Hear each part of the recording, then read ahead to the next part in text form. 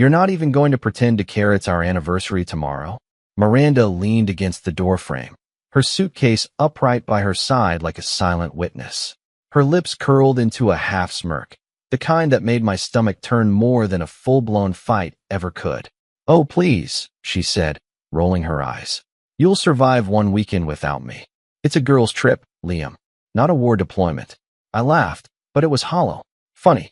From where I'm standing, it kind of feels like you're deserting the front lines." She exhaled dramatically, like she was exhausted by the mere effort of being married to me. "I told you last week. I'm going to Vermont with Lacey and Tasha. Don't act blindsided." "You told me, yeah?" "Not asked. Not invited. Not even a what do you think." I took a step closer. "You said it like you were reading off a grocery list." Her nails tapped rhythmically on the handle of her luggage. "That's because I knew you'd turn it into this." "This?" My voice cracked slightly, the anger coiling under my ribs. "You mean me caring? You mean me assuming anniversaries still meant something to you?" She rolled her shoulders like she was brushing off dust. "It's just a date, Liam. Stop acting like I slapped your mother." That one landed. I flinched. Then, before I could respond, she turned away, heels clicking down the narrow hallway of our apartment, each step echoing like a gavel banging out the verdict. I didn't follow. I didn't call after her. I just stood there, heart pounding, watching her silhouette vanish behind the elevator doors. And when they finally closed, sealing her smug exit, it felt like the walls around me exhaled, and not in relief. More like mourning. The hallway light flickered above me, casting sharp, shifting shadows across the floor. I stared down at the pattern for a long moment, until my breath evened out and the fury in my chest settled into something colder. Denser. Disbelief? No. Recognition. This wasn't some one-off act of selfishness. This was Miranda drawing a line, and me finally seeing it. Back inside, our apartment looked the same, but it didn't feel it. The throw blanket still draped over the couch's armrest. The kitchen smelled faintly of garlic from last night's takeout. The photo of us at Cannon Beach smiled at me from the wall, frozen in a lie. I moved on autopilot, closed the door, locked it, turned off the hallway light. In the kitchen, I rinsed out my coffee mug from earlier, even though I hadn't taken more than 2 sips. That was my life, really. Predictable. Routine. I taught 8th grade history in a public school that hadn't changed its hallway paint since the Reagan administration. My sneakers had permanent dust from pacing between desks. I had lesson plans color-coded by unit. Kids liked me. Parents tolerated me. And I was good at it, boring as that sounds. I wasn't flashy. I wasn't reckless. But I was reliable. Solid. And somewhere along the line, Miranda stopped seeing value in that.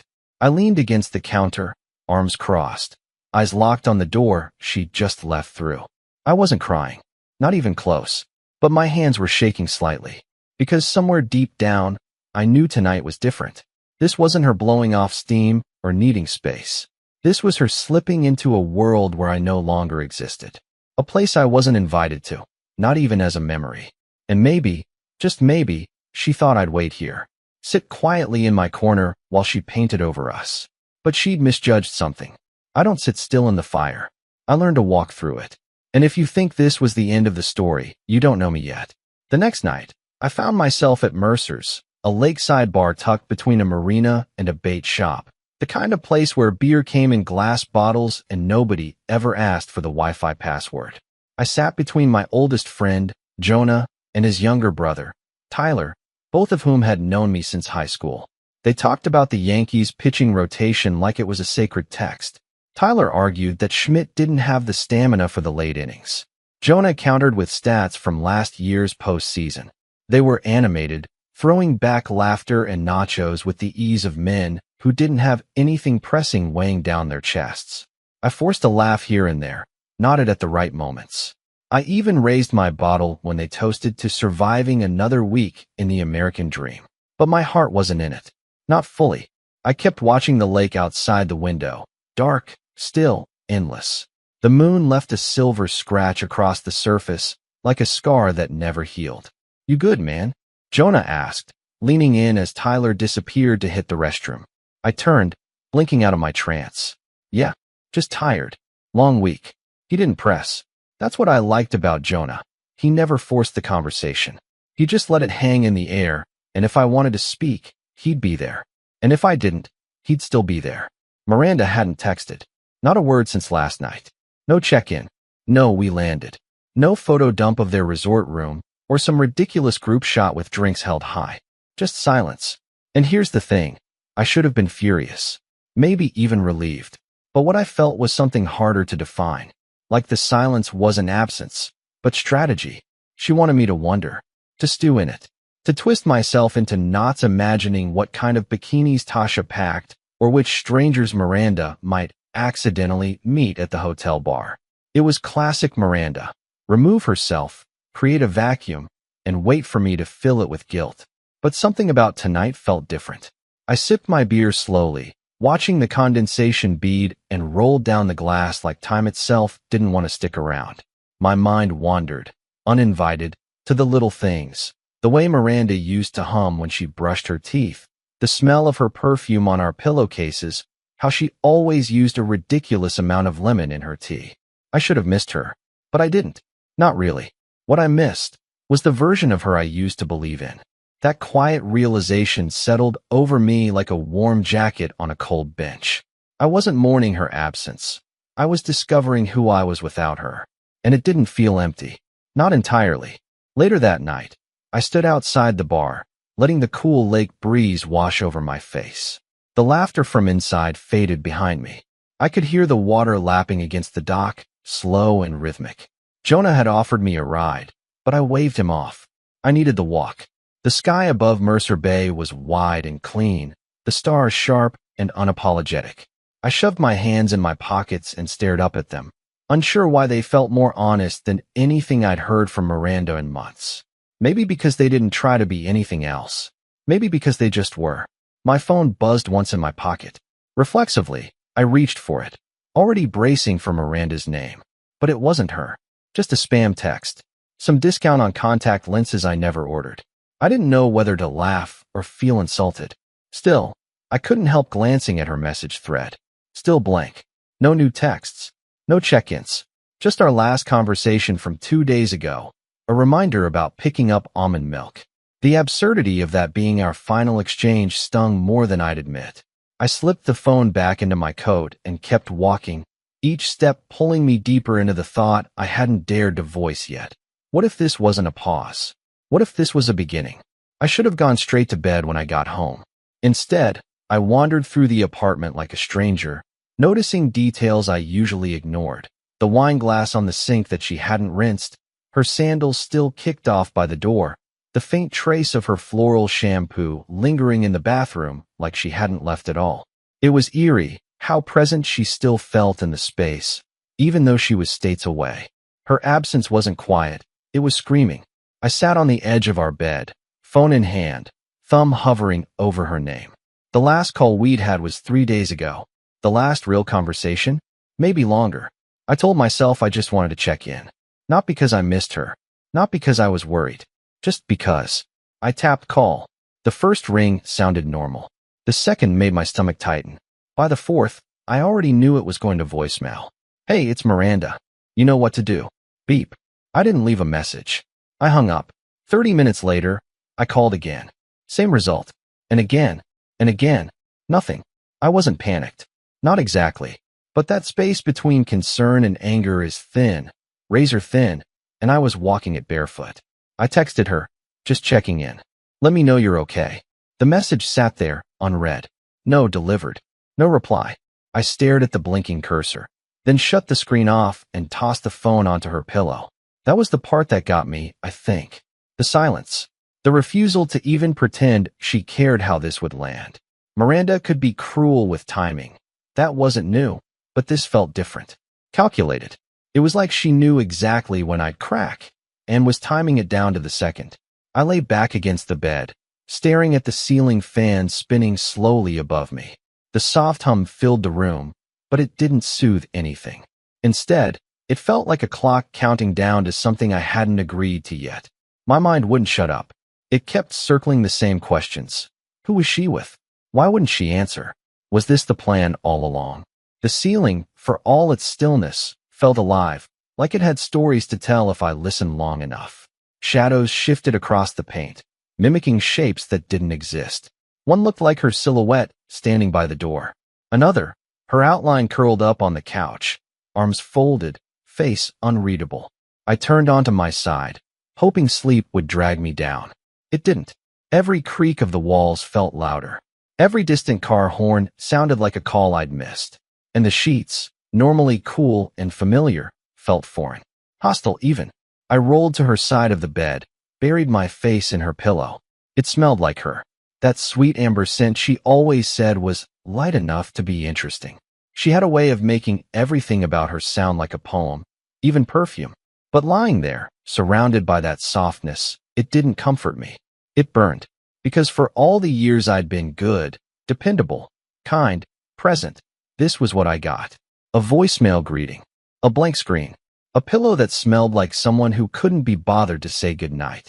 Around 3:14 a.m., I sat up suddenly, pulled the blankets off, and paced to the kitchen. Poured a glass of water. Stared at nothing. Then back to bed, staring at the ceiling again. And somewhere between the fifth and sixth time I tried not to cry, I felt it. That shift. Not a scream. Not a crack. Just a quiet recalibration. Like my soul moved an inch closer to something it had been ignoring. Like I'd finally accepted something I didn't want to admit. She wasn't lost. She was leaving. And I needed to stop chasing footsteps that had already disappeared down the hall. Our anniversary fell on a Saturday that year. The kind of July evening where the sun didn't dip until after 8, and the sky turned soft like the inside of a peach. I wasn't planning to go anywhere. But Jonah texted around 5, said some friends were grilling over at his place by the lake, and I figured, why not? Better that than sitting alone in a dim apartment, waiting for a message that wasn't coming. The backyard buzzed with soft music, laughter, paper plates bending under the weight of burgers. The smell of grilled corn drifted through the air.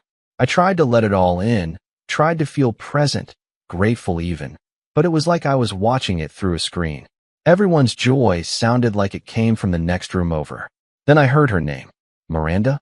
I turned slightly. A woman I vaguely recognized, Ava maybe, was scrolling her phone beside the cooler. I didn't know she was dating someone new, she said offhandedly, showing the screen to the girl beside her. Wait, Miranda who? I asked, my voice sharper than I meant. The girl looked up. Miranda Shaw. She's at that resort in Killington with some guy. I figured you two broke up. I stepped toward her before I could think better of it. Can I see that? She blinked, surprised, then turned her phone toward me. It was an Instagram story, one of those quick little 10-second clips, already looping back to the beginning. Miranda, hair down, sunlit shoulders bare, cocktail in hand, laughing.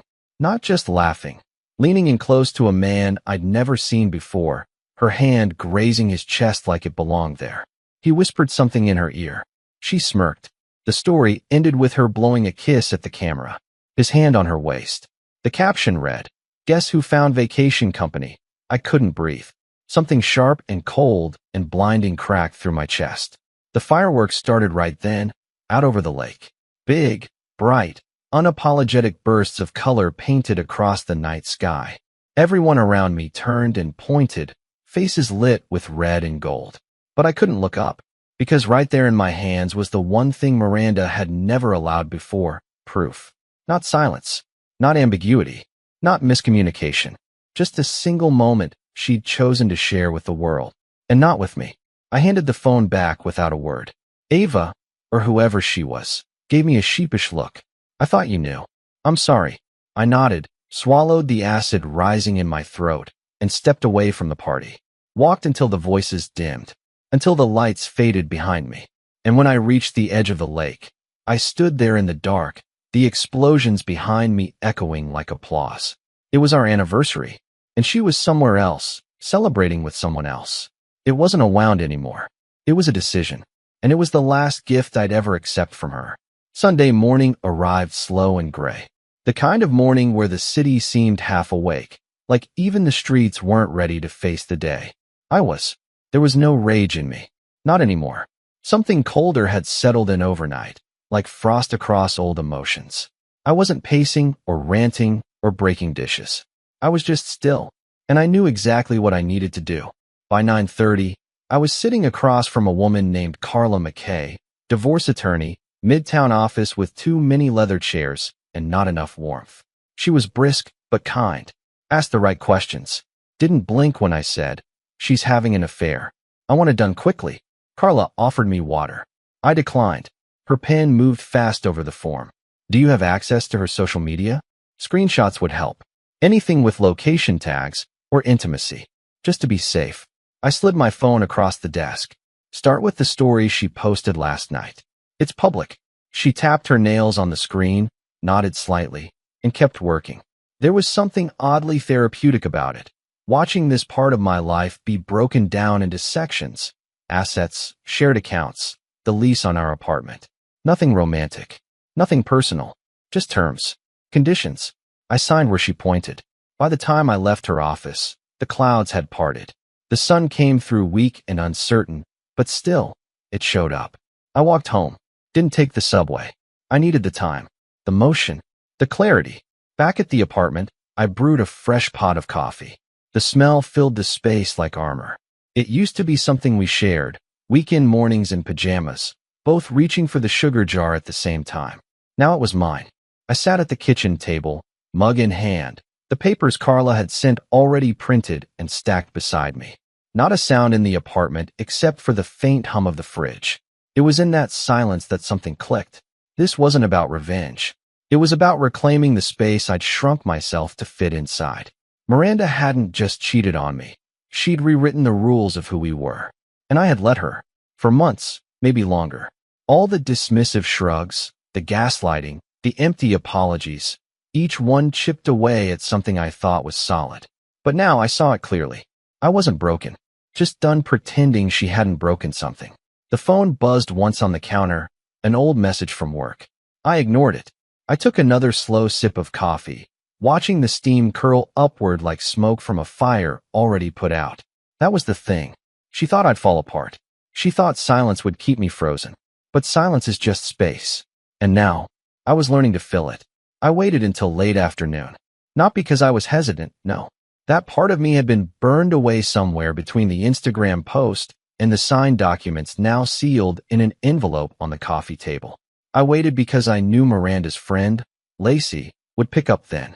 She always posted her brunch selfies around noon, then settled into her Sunday routine, wine, reruns, and unsolicited relationship advice in group chats. So I called her. The phone rang twice before her voice came through, breezy, unbothered. "Lacey." I didn't waste time. "Hey, it's Liam." A pause. Then her tone shifted, just slightly. "Oh, hey, what's up? I just need you to do me a favor," I said, keeping my voice calm, deliberate. "Next time Miranda checks in, if she does, just let her know the divorce proceedings are underway. The paperwork's been filed. That's all." Silence. A long one. When Lacey spoke again, she sounded like someone suddenly unsure if they were standing on solid ground. "Wait, what? You're serious?" "Very. You're divorcing her?" "But you guys always seemed so." "We're not," I said, cutting gently through the sentence. "We haven't been. Not for a while." She sucked in a quiet breath. "Does she know?" "No. But she will." I could hear the sound of movement on her end, probably pacing or standing to get distance from whoever was nearby. "I mean, I don't want to get in the middle of anything, but, Liam, this is a lot. Maybe you should wait until she's back? Talk it out." "I did wait," I replied. "For months. Through the lying, the silence, the condescension. This isn't sudden. It's overdue." Lacey didn't answer right away. And in that pause, something deeper settled in my chest. A strange, almost weightless clarity. "I'm not asking you to explain it to her," I added. "Just pass along the message. She deserves to know where this is headed." Lacey's voice returned, thinner now. Okay, I'll tell her. Thank you." I hung up before she could say anything else. I set the phone down, exhaled, and poured the last of my coffee into the sink. The act felt symbolic, draining the remnants of something that had already gone cold.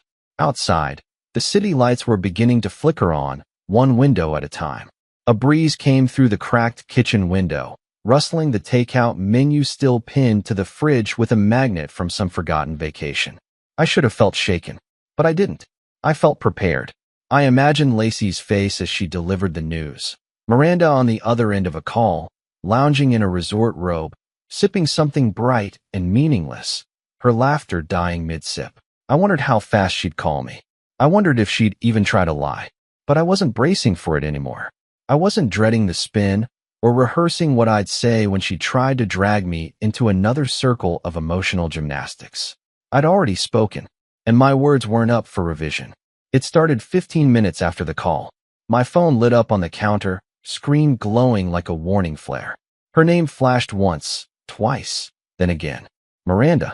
The calls came in waves, sometimes back to back, other times spaced out by a few minutes like she was trying to convince herself to stay composed. But I knew better. I knew the rhythm of her panic. I knew the soundless spin of her control slipping through her fingers. And I didn't answer a single one. I stood by the window instead, cradling a mug of peppermint tea, letting the steam rise past my face like smoke from a fire it didn't need to put out. The view wasn't much. Just traffic trickling down 12th Street, and the red glow haze of brake lights stretching for blocks. But somehow, it felt wider than before, like I'd opened a window in my own chest, and something old had flown out. The phone buzzed again. She was nothing if not persistent. A text followed, 3 of them, rapid fire. Miranda, Liam. What is this? Miranda. Lacey said something insane. Call me right now. Miranda. This isn't funny. I didn't reply.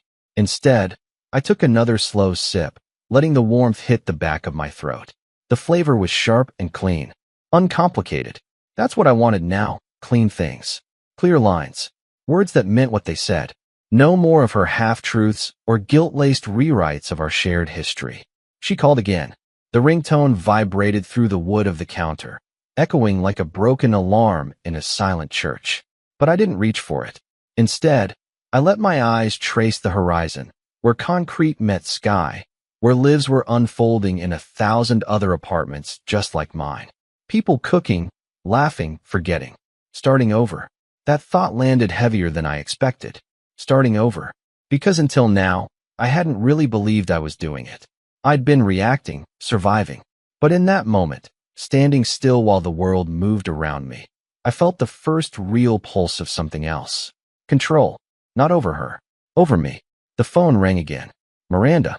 I leaned back against the frame of the window, one shoulder pressed to the glass, my breath leaving soft fog on the pane. It was almost poetic. All those times she'd withdrawn, left conversations mid-sentence, turned her back mid-argument like silence gave her the high ground. Now I was the one who disappeared. Not out of cruelty. Out of choice. Out of peace. I didn't know her my attention anymore. Not after what I'd seen. Not after the months of dismissal, the gaslighting, the shrinking feeling that I'd somehow become invisible in my own home. I watched the screen fade to black again. Quiet returned.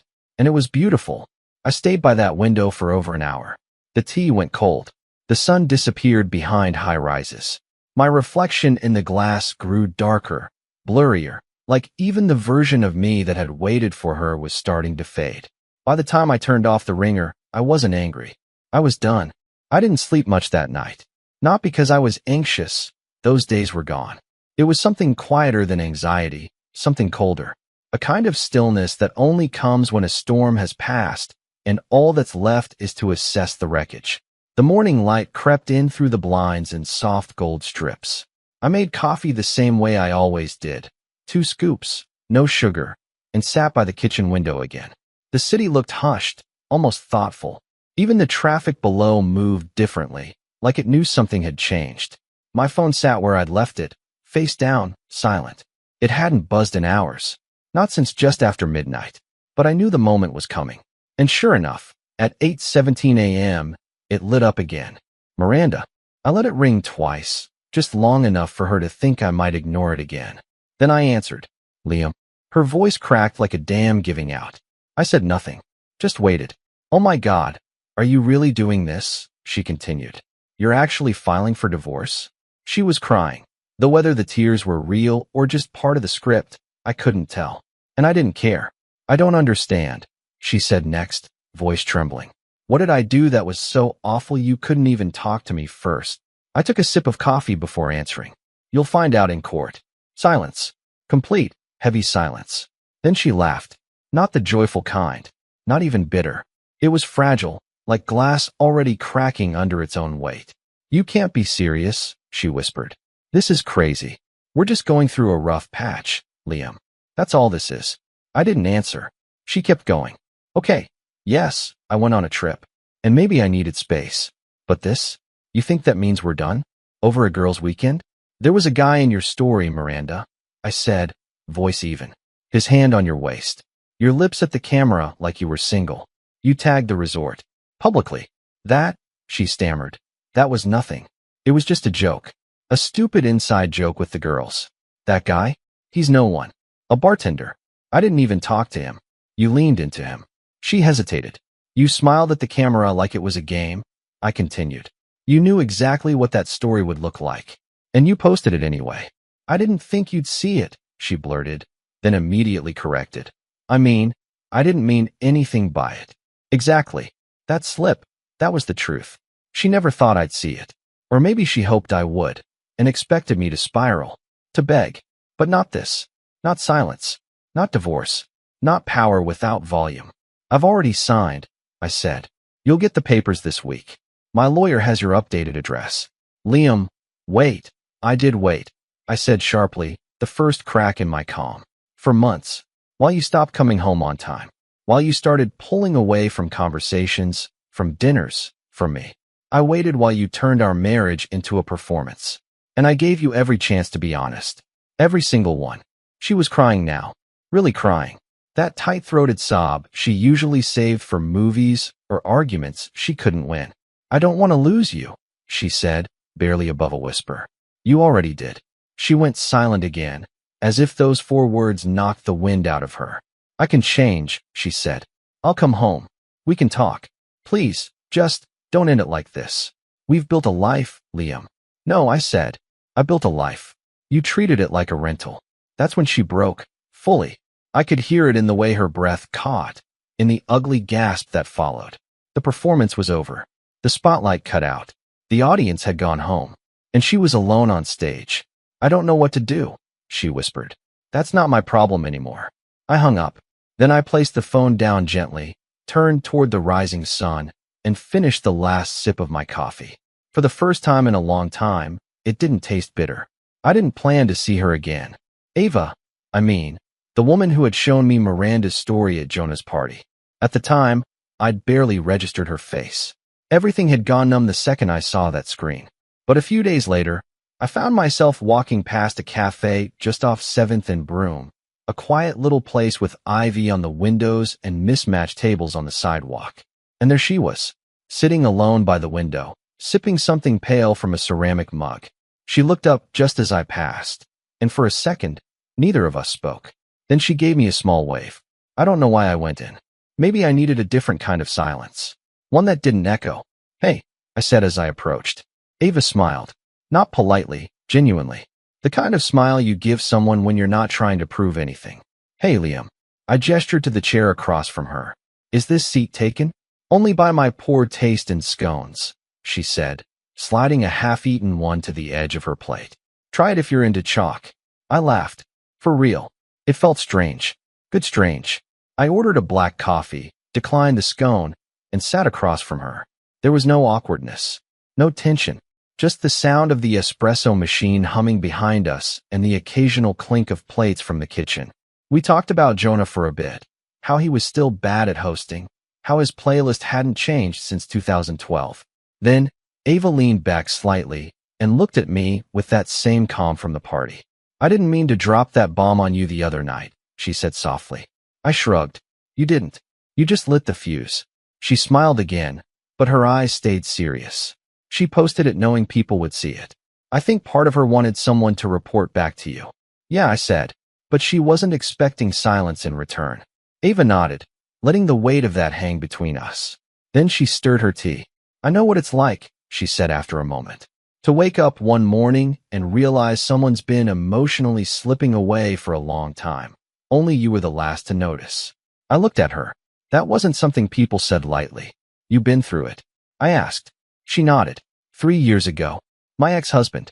Different circumstances, same hollow ending. I wanted to ask more, but she didn't elaborate, and I didn't push. Some stories were best left folded. Thanks, I said finally. For telling me that. For not treating me like a tragedy. Ava tilted her head. You don't look like a tragedy, Liam. You look like someone who just took their first real breath in a while.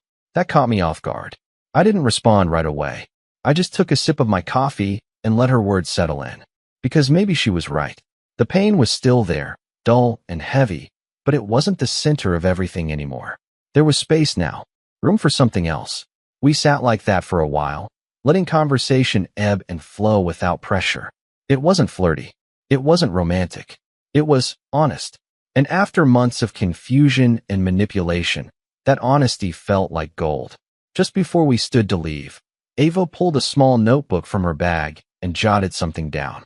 My number, she said, sliding it across the table. Not because I expect anything, but in case you ever need someone in court who's seen the truth. I glanced at the paper, then at her. Thanks.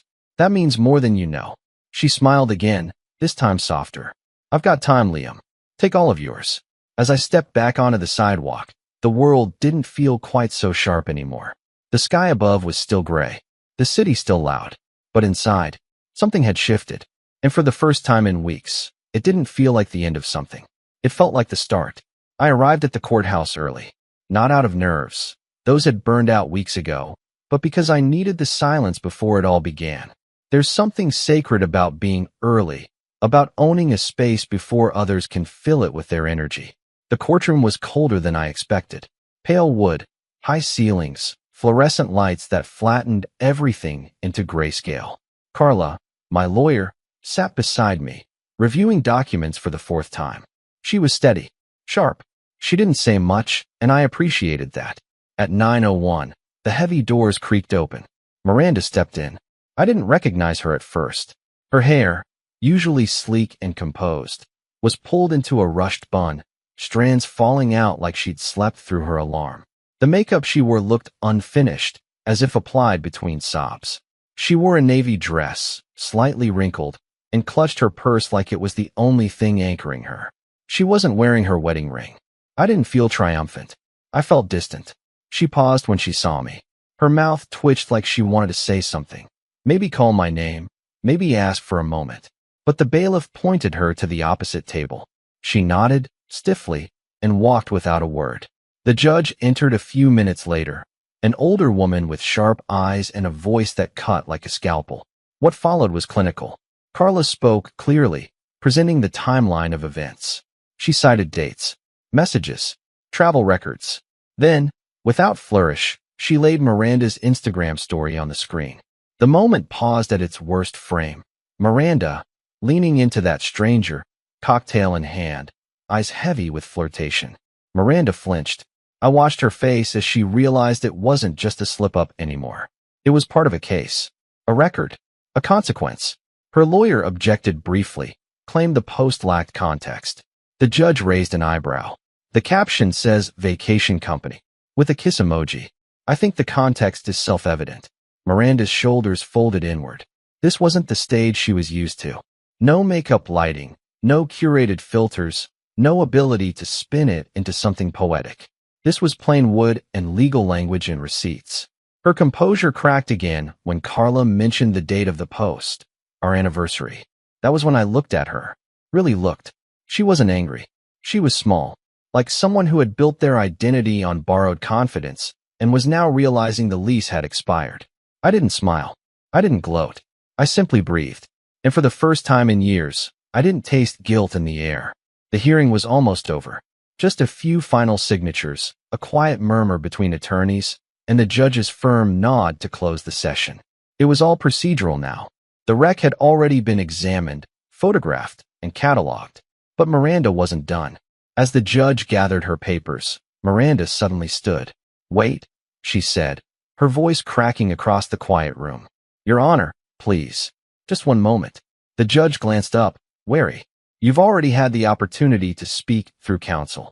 I know, Miranda said, looking at me instead. But I need to say something. To him. I didn't move. My face stayed neutral. But my hands, folded neatly in my lap, tensed. Miranda stepped closer to the center of the room, tears on her cheeks this time. Real ones. Not performative, not theatrical. Just desperate. Liam, she began, voice trembling. I made mistakes. I shut you out. I know that now. I stayed seated. She continued, her words rushing out like someone trying to beat a closing door. I got lost somewhere. I let myself drift. But I didn't mean to hurt you like this. I thought I needed space, freedom, but none of it mattered. Not when it cost you. I still didn't respond. You were the only thing that ever felt real, she said, her voice now just above a whisper. And I know I don't deserve it. But if there's even a piece of you left that remembers who we used to be, her eyes shimmered. Please, just give me one more chance. I'll do anything. The room fell silent. Everyone waited. The clerk, the bailiff, even the judge paused her pen in midair. I stood slowly. And beside me, Ava rose too. She had slipped in quietly halfway through, just like she said she might. She didn't speak. She didn't need to. When she gently reached for my hand, I didn't hesitate. I took it, and together, we turned, walked past Miranda without a word. Her breath hitched behind us, a sound that might have once shattered me. But now it only echoed. The courtroom doors opened with a heavy push, and as they closed behind us, I didn't look back. I didn't need to. That chapter was sealed. Not with a bang, not with a scream, but with silence. The powerful kind. Outside, the sun had finally broken through the clouds. Warm, honest light poured over the courthouse steps. Ava squeezed my hand once, then let it go. You okay? She asked. I took a breath. I will be. And for the first time in a long time. I meant it.